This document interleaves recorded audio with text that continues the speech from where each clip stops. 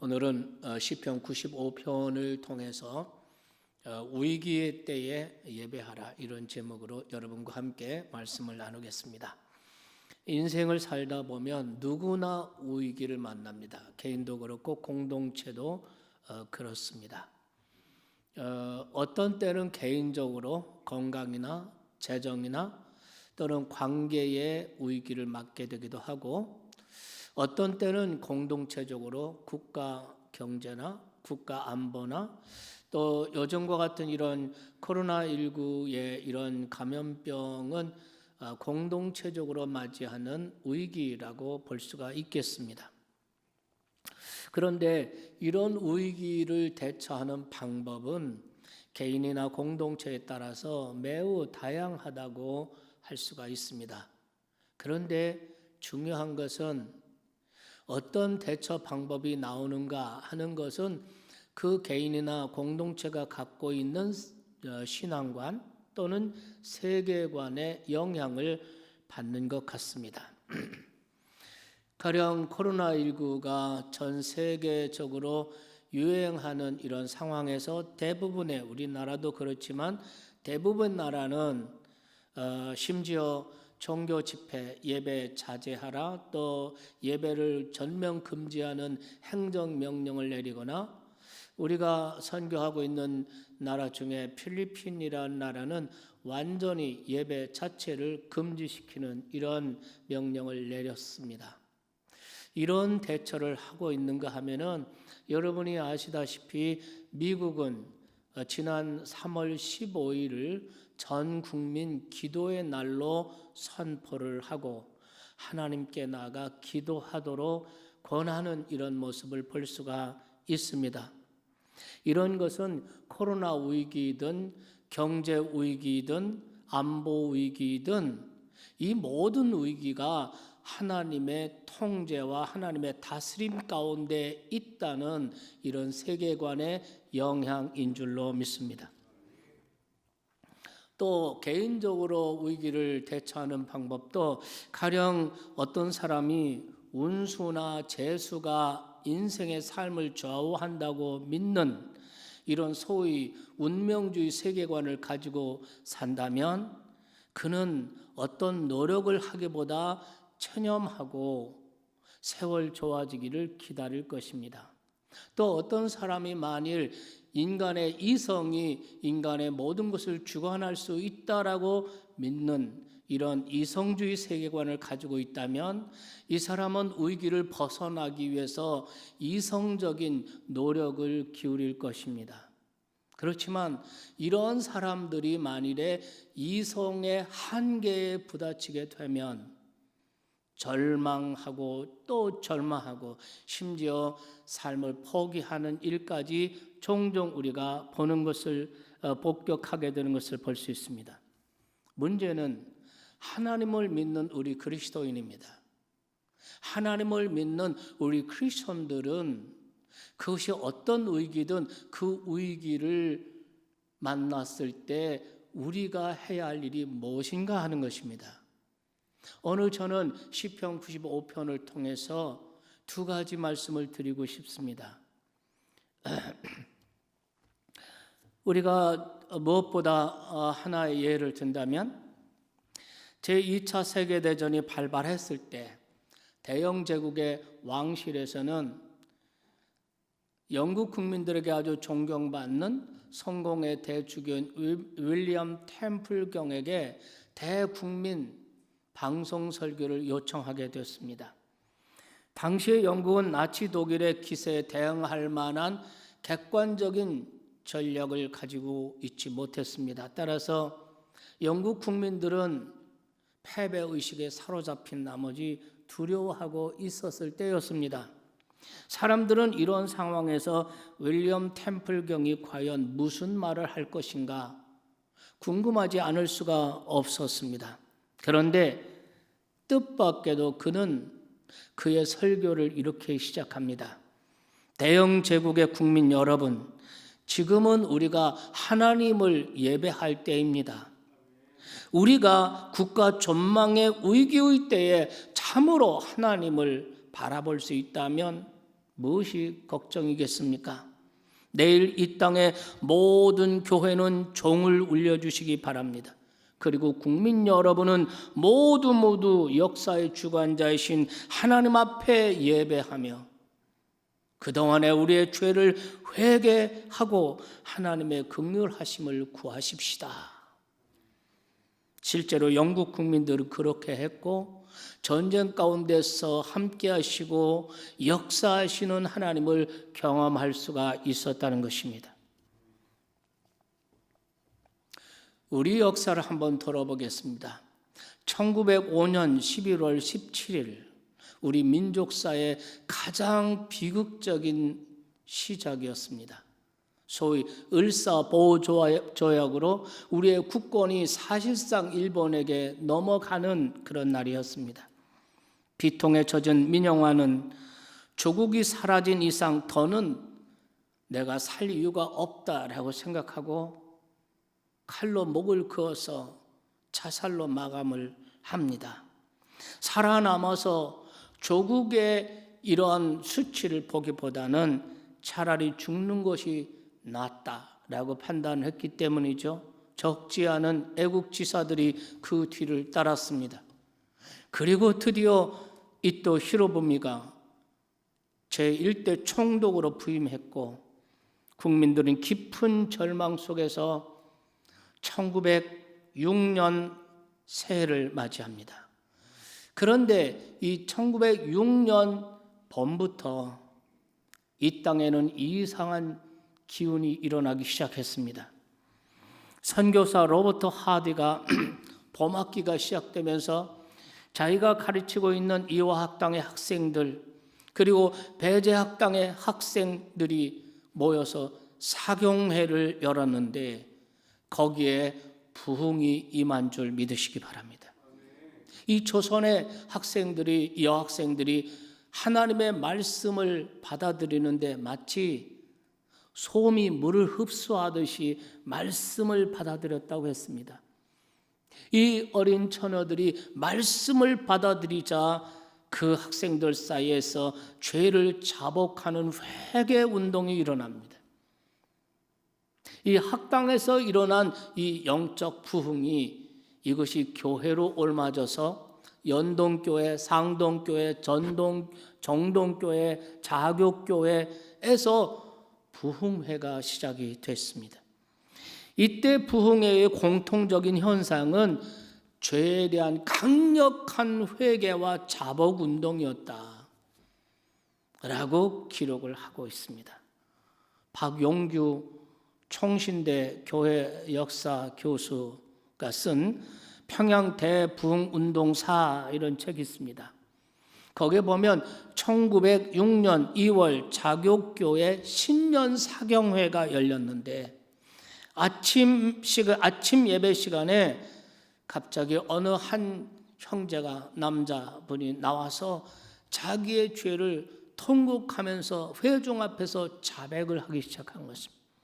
나는 술 주정꾼이었고 나는 이렇게 노름꾼이었고 나는 이렇게 사기꾼이었다라고 자백할 때 성령께서 회중 가운데 임하셔서 그 회중들이 각자 자기의 죄를 통해 자복하며 성령의 강력한 운동이 일어나게 되었습니다. 이 불길이 북쪽으로 가서 선천, 개성 그리고 마침내 원산으로 옮겨갑니다.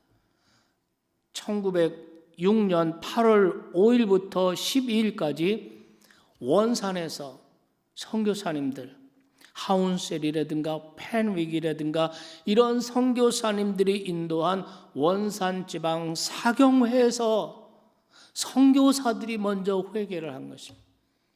눈물을 흘리면서 우리가 조선 사람을 낮게 보고 우리가 조선 사람을 무시하고 우월감을 가진 것으로부터 시작해서 선교사 자신들이 진심으로 회개하고 통곡할 때 거기에 성도들이 다 은혜를 받고 자기들의 죄를 회개하고 선교사를 속인 죄, 거짓말한 죄, 선교하라고 돈 주면 그거 떼먹은 거, 전도지 주고 그 전도지 가지고 전도하다가 그냥 땅속에 묻어버린 거, 뭐 이런 거 저런 거 회개 운동이 일어나게 됐습니다. 이때 처음으로 한국교회에 소위 통성기도가 들어오게 됩니다. 그리고 한 해가 저물고 다시 밝아온 1907년 1월 드디어 평양 대부흥의 폭발이 일어난 줄 믿으시기 바랍니다. 1907년 1월 2일 날부터 2주간 동안 평양 장대현교에서 열린 겨울 남자 사경회에 그 주변 사람들 막 약 1,000명의 남자 성도들이 남자 사경회니까요. 처음에는 1,000명 모이다가 점점 중간에는 1,500명, 나중에는 2,000명까지 모였습니다. 이렇게 그들이 모여서 2주간 동안 말씀을 들으면서 공부하면서 기도하면서 그러면서 거기에 바로 성령의 강력한 역사가 일어났고 평양 대부흥 운동의 진원지가 된 줄 믿으시기 바랍니다. 한국교회의 유명한 교육학자면서 역사가인 백낙준 박사는 1월 14일 저녁 집회에서 성령의 기운이 터져나왔다라고 기록을 하고 있습니다.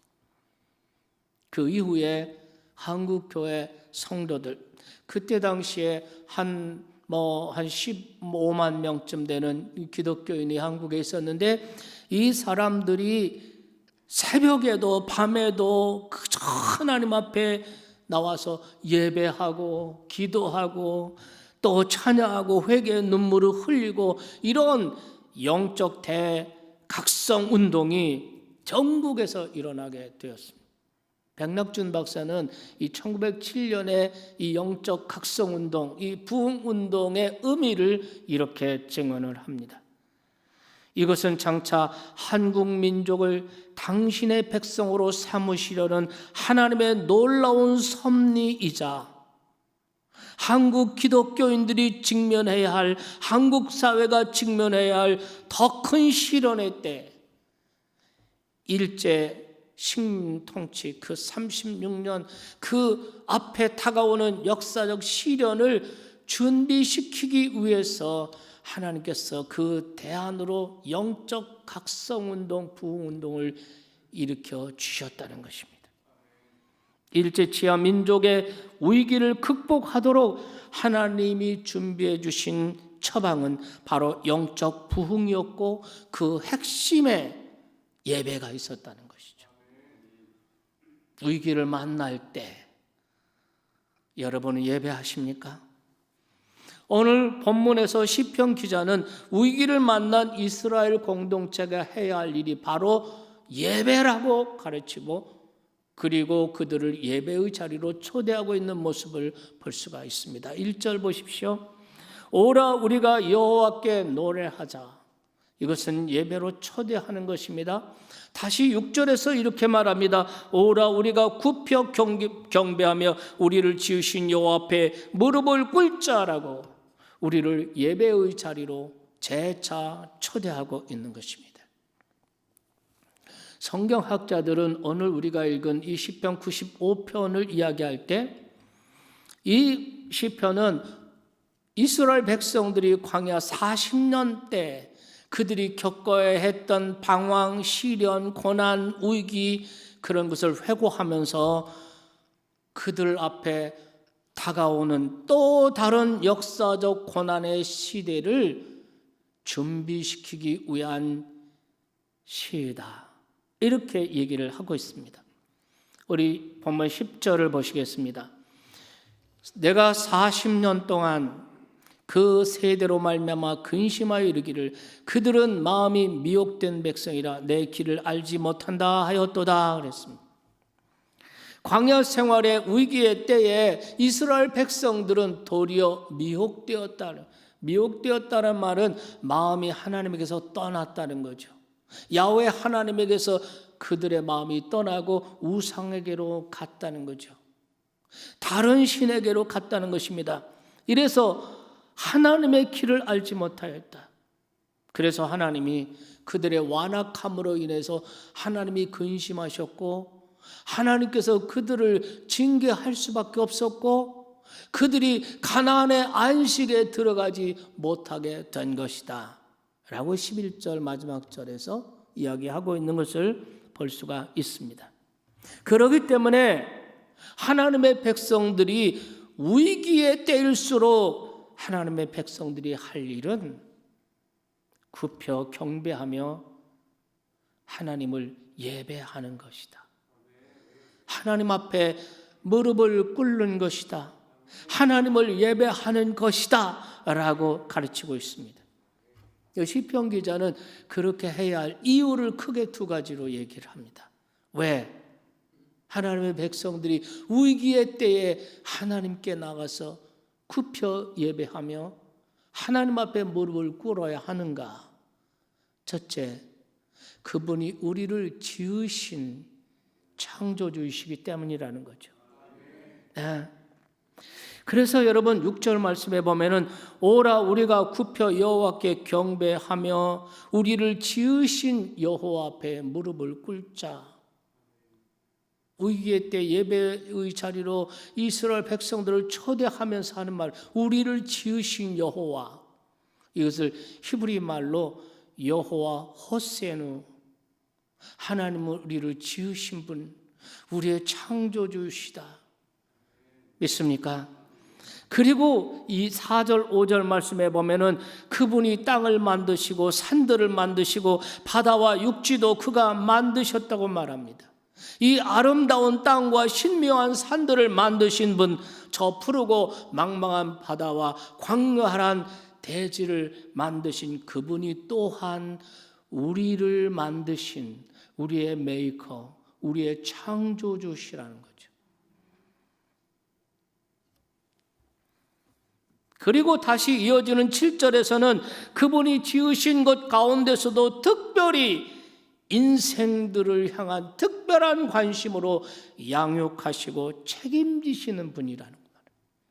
그분이 우리를 지으셨을 뿐만 아니라 그분이 우리를 기르시고 그분이 우리를 돌보시고, 그래서 여러분 7절 말씀에 보면은 그는 우리의 하나님이시요 우리는 그의 기르시는 백성이며 그의 손이 돌보시는 양이기 때문이라.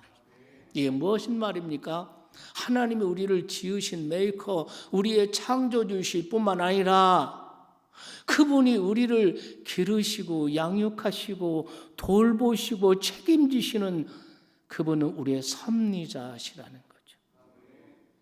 하나님은 우리의 창조주이시고 우리를 기르시며 우리를 돌보시는 섭리하시는 하나님이시다는 거예요.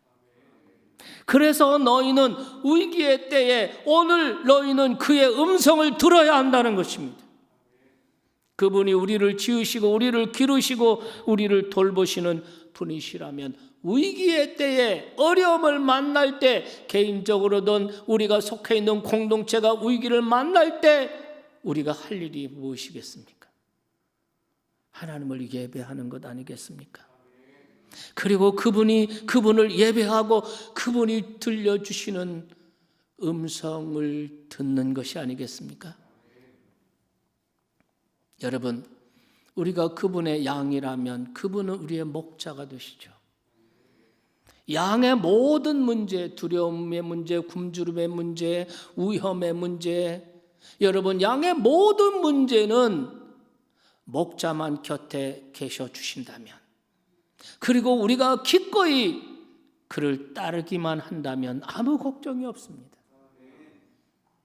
목자가 있으면 목자가 우리 곁에 있고 우리가 그분을 따른다면 그분은 푸른 초장으로 우리를 인도하시며 생명의 꿀을 먹여주실 것이고 쉴 만한 물가로 우리를 인도하셔서 우리의 고난 영혼, 우리의 고난 마음을 쉬게 하실 것이고, 네. 그분이 목자라면 양들이 사망의 음침한 골짜기로 지날 때 당신의 지팡이와 막대기로 안위하시고 보호하실 것이며, 그분이 목자라면 우리가 상처를 입고 아파하고 힘들어할 때 기름을 부어 우리를 치료하시고 고쳐주시고 깨끗게 하실 것입니다. 여러분, 그러므로 우리의 창조자이시며 우리의 섭리자이신 하나님께서 우리의 목자라는 사실을 우리가 믿는다면, 그리고 기꺼이 우리가 그분을 순종하고 그분의 음성을 듣고 그분을 따른다면 무엇을 걱정할 필요가 있겠습니까? 아무리 전염병이 창궐하고 아무리 전쟁이 일어나고 아무리 경제가 어렵고 해도 우리는 걱정할 것이 없어요. 왜냐하면 그분이 우리를 당신의 형상대로 존귀하게 지으셨을 뿐만 아니라 그분이 우리를 돌보시는 목자이시며 그분이 우리를 먹이시는, 우리는 그분의 백성이기 때문에, 그러므로 여러분, 개인적으로든 공동체적으로든 위기가 닥칠 때 하나님을 믿는 우리가 해야 할 일이 무엇이겠습니까?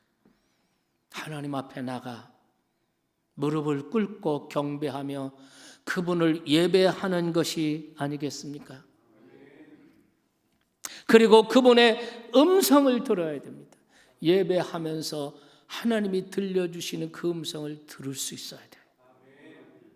우리는 여러분, 이 코로나19 감염병의 세계적 대유행, 이것은 지구촌 인류에게 하시는, 지구촌 인류들에게 들려주시는 하나님의 경고의 음성이 분명히 있다고 믿습니다. 우리는 그것을 들을 줄 알아야 되고요.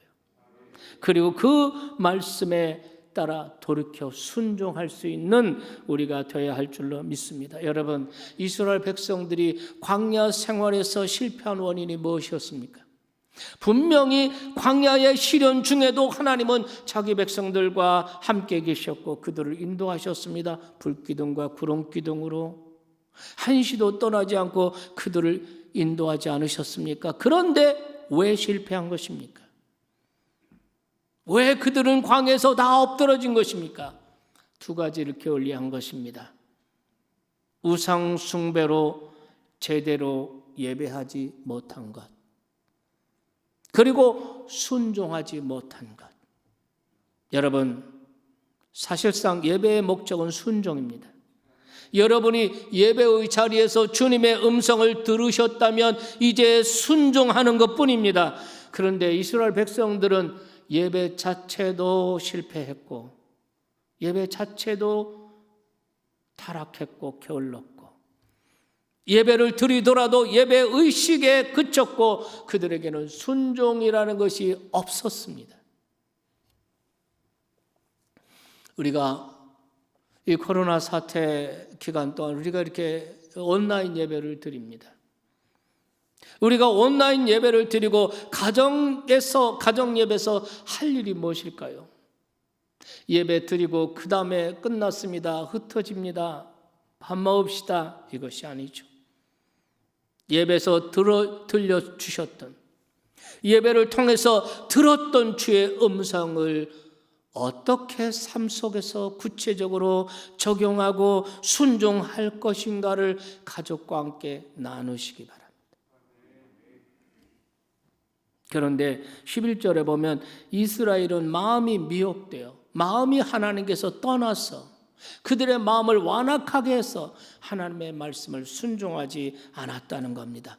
그래서 하나님께서 광야 40년 동안 그 세대로 말미암아 하나님이 근심하셨고 하나님이 진노하셨고 하나님이 징계를 내릴 수밖에 없었고 그들은 가나안 땅의 안식에 들어가지 못하였었다.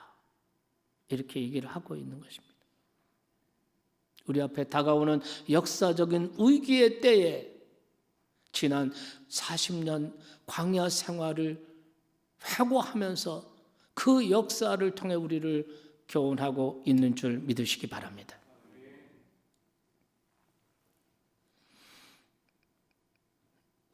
우리는 어떻습니까? 위기를 만날 때, 어려운 일이 있을 때 더욱 하나님 앞에 나와 예배하는 사람입니까? 아니면 예배를 게을리하고 하나님에게서 멀어지는 사람입니까? 여러분의 가정은 어떻습니까? 우리가 위기를 만날 때 하나님께 나가 예배해야 하는 또 하나의 이유가 있습니다. 그분이 우리의 반석이신 하나님이시기 때문에. 우리의 반석이시는. 그분이 우리의 창조주이실 뿐만 아니라 우리 인생길에서 우리의 반석이 되어주십니다. 반석은 뭡니까? 흔들리지 않습니다. 상황이 어때도 어떤 상황에서도 방황하거나 흔들리지 않죠.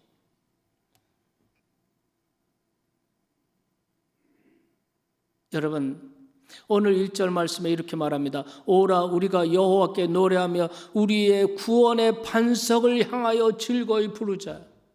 하나님이 우리의 반석, 히브리 말로 여호와 수리, 야훼 수리, 우리의 반석이신 하나님, 그분을 예배하자는 것입니다. 여러분, 연약한 우리 인간, 아무리 과학이 대단하고 문명을 만들고 대단한 건설을 하고 인류가 얼마나 위대한 일을 합니까? 얼마나 위대한 업적들이 있습니까? 그럼에도 불구하고 인간은 위기의 때에 한순간에 흔들리기 시작합니다. 방황하기 시작하고 어쩔 줄 몰라 하고, 그런 걸 우리가 패닉이라고 그러죠. 방법이 없는 거예요. 제가 예배 올라오기 전에 바로 통계를 보니까 이탈리아에서는 어제 하루 동안 코로나로 793명이 사망을 했습니다. 그래서 4,825명이 사망을 했어요.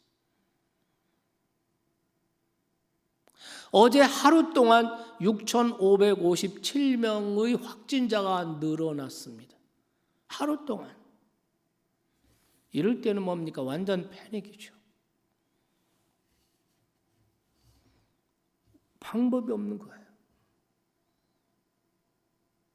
의료, 과학, 기술, 정보, 그 어떤 것도 다 두 손 들 수밖에 없어요. 인간은 위기를 만나면 흔들립니다. 어떤 경우에는 크게 흔들려서 어떤 경우에 크게 흔들려요.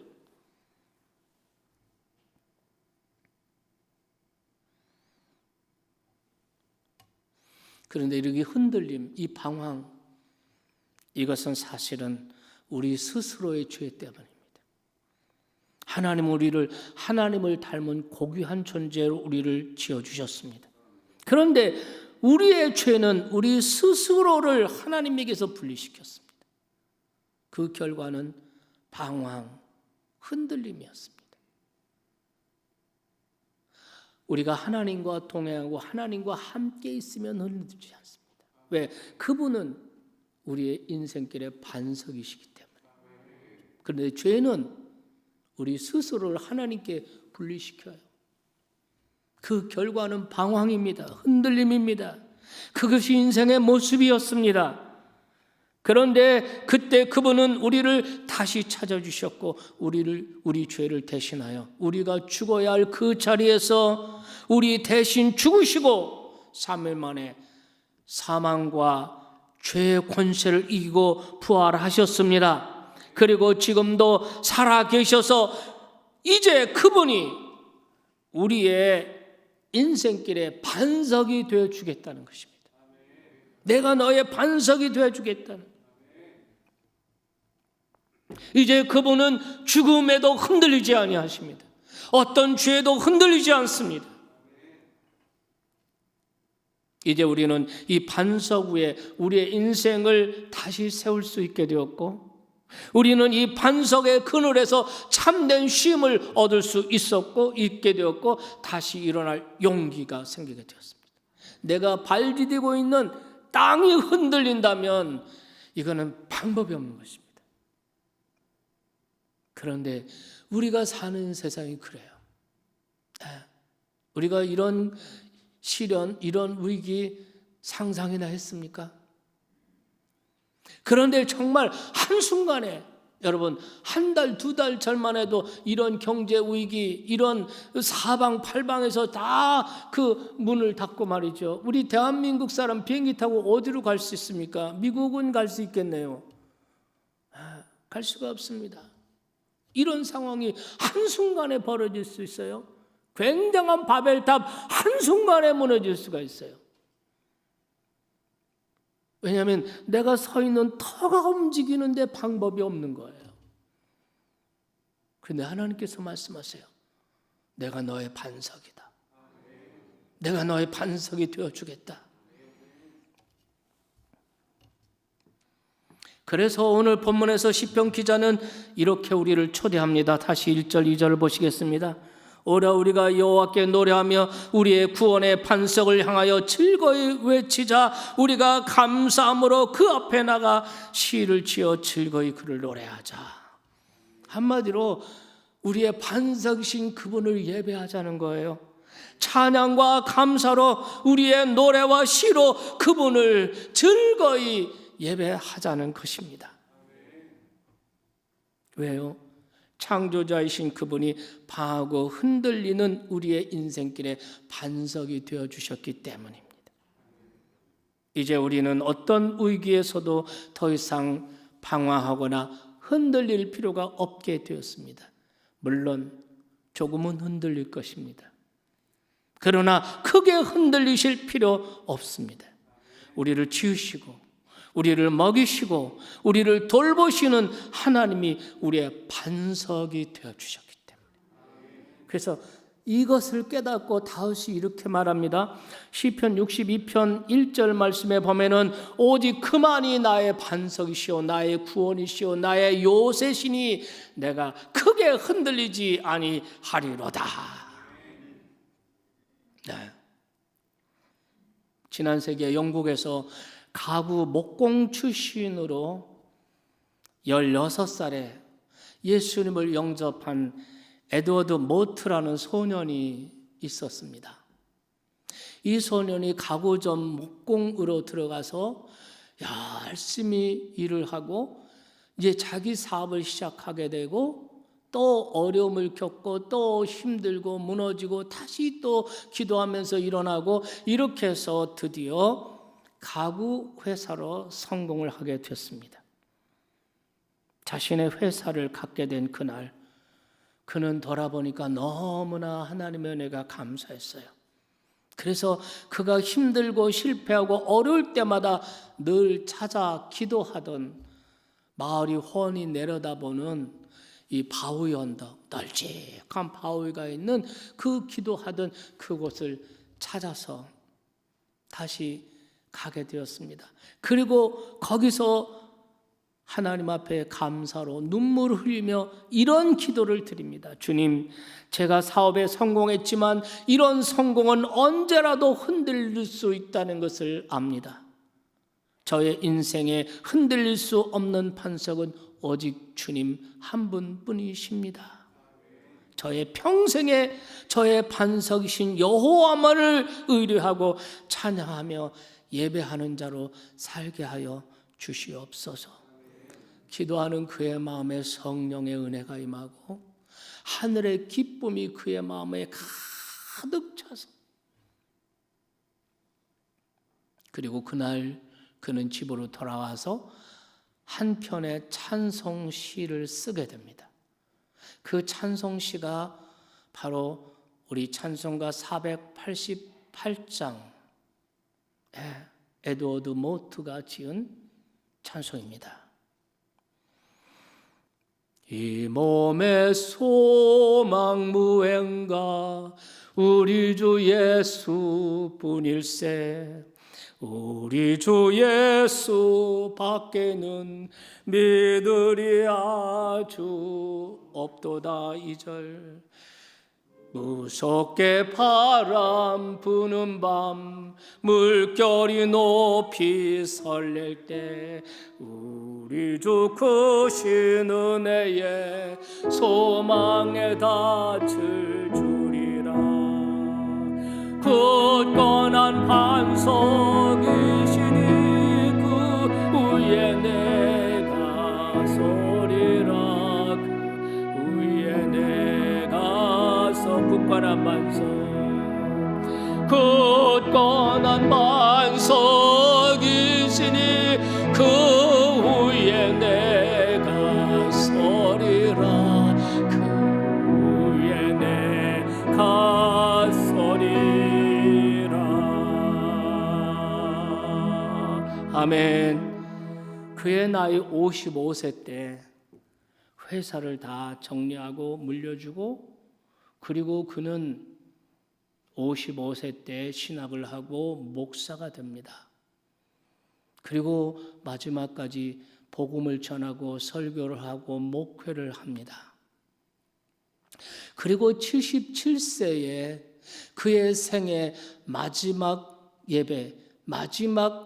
예배를 인도할 때 그가 부른 찬송도 이 찬송이었다고 합니다.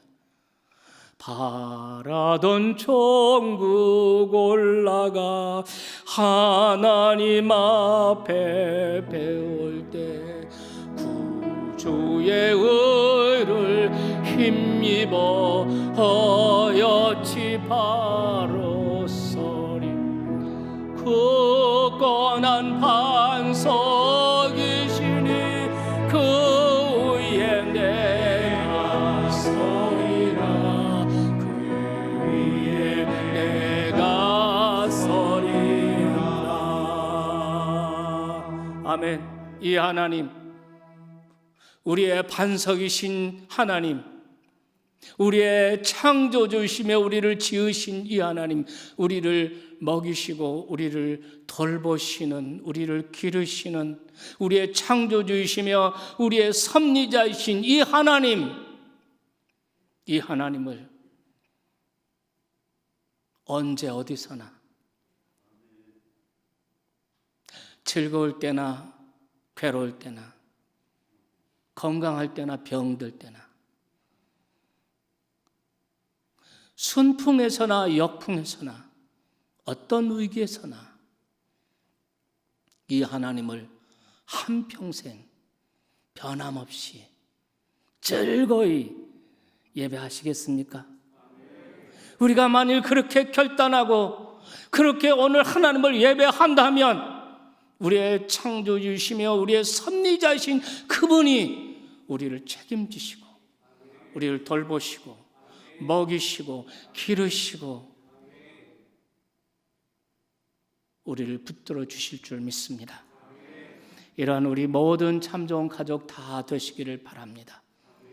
여러분 한 주 동안도 여러분을 하나님께서 사무엘하 25장에 있는 말씀처럼 하나님께서 생명싸개로 여러분을 감싸주시기를 바랍니다. 또한 여러분이 늘 가정에서 기도하고 또 성경 일도 힘써 하시고 또 너무 집에서만 움츠리고 계시지 말고 공원에 나가서 또 아파트 주위를 돌기도 하고 운동장에서 또 이렇게 걷기도 하시고 활동도 하시기를 바랍니다. 또 특별히 우리 주변에 참 어려운 그런 이웃들이 많이 있습니다. 함께 돌보고 기도하고 이런 한 주간 복된 한 주간이 되시기를 주님의 이름으로 축원합니다. 우리가 다음 주일 29일 주간도 금요일 오전에 영상을 통해서 예배 안내를 공지하도록 하겠습니다. 그리고 29일 주일 지나고 30일부터 이제 사순절 예담삼 특세가 시작되는데요. 우리 참 좋은 가족 여러분은 한 분도 빠짐없이 전원이 새벽을 깨워서 아멘. 우리의 희망의 새벽을 깨워서 하나님의 은혜를 받는 귀한 시간이 되기를 주님의 이름으로 축원합니다. 그래서 시간을 5시에 하지 않고 30분 늦춰서 5시 30분에 온라인을 통해서 하겠습니다. 또 교회 나와서 기도하고 싶은 분들은 또 사회적 거리 2m 이렇게 떨어지고 또 마스크하고 또 기도를 하실 수가 있습니다. 또 가정에서도 다 같은 시간에 기도할 수 있어. 어쨌든 지금은 주님의 고난받으신 사순절입니다. 이 사순절 끝나면 부활절이 올 텐데요. 부활절에도 우리가 집에서 예배를 드리게 된다면 정말 많이 힘들 것 같습니다. 그때까지는 정말 모든 사태가 진정돼서 우리가 기쁨으로 예배할 수 있기 위해서 여러분 기도 많이 해주시기를 주님의 이름으로 축원합니다.